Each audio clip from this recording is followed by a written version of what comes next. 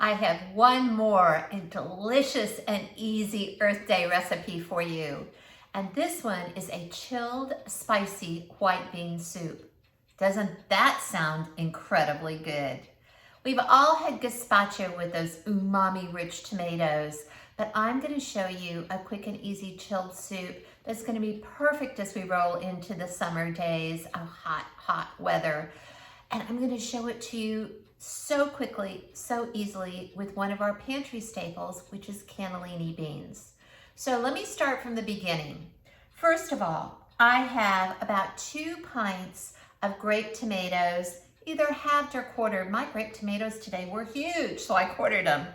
I've got that in a bowl along with about 1.5 cups of corn. Now, as we roll into summer, we're gonna start seeing corn in our farmers markets. Until then, you can use frozen corn, and 1.5 cups is about 3 ears, good-sized cobs of corn. So that's in there, and then I have about 1/4 cup of a sweet onion, a couple of teaspoons of salt, and about 20 minutes ago, I put them all in this bowl right here, and I just stirred it up a little bit and let it sit there. And basically what the salt is doing is pretty much just pickling this tomato and corn and onion. And if you could see, can you see this bowl? I put it in a clear bowl, so if you could see it, it's releasing a lot of liquid too. So I'm gonna start off my chilled soup by putting this right into my blender. And this does work best with a high-speed blender, but you could do it in a double or triple batch in just a regular blender as well. So here we go. There's all my corn and onions and tomatoes and all the liquid. Next up, I have a roasted red pepper that I just chopped up. You can check out the roasted red pepper recipe on YouTube at my YouTube channel, or I think even Shane and I have done a couple of them for Living Better at Piedmont. So roasted red peppers chopped right in there.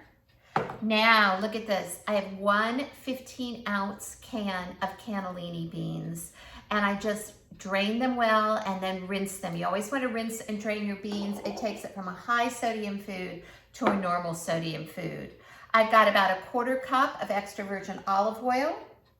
I have about 1/4 cup of sherry vinegar. Now, if you don't have sherry vinegar, you can use apple cider vinegar. But I love sherry vinegar. I buy this brand right at the international market, and it's very inexpensive. So Buford Highway or Nam Dum or DeKalb Farmers Market. This brand is delicious and it's less expensive. And then I've got a good tablespoon, and I actually have 2 tablespoons measured out here. I'm only gonna use 1 right now. I'm gonna taste and see if I need it later. And then remember I said this was a spicy white bean chilled soup? I've got some chili garlic paste. Now you can buy this in the regular grocery store. I call for a teaspoon plus in the recipe, and y'all know that I like spicy things, so I'm gonna plus it. But you don't have to, but at least put in a little bit, because it really does help pull those flavors together.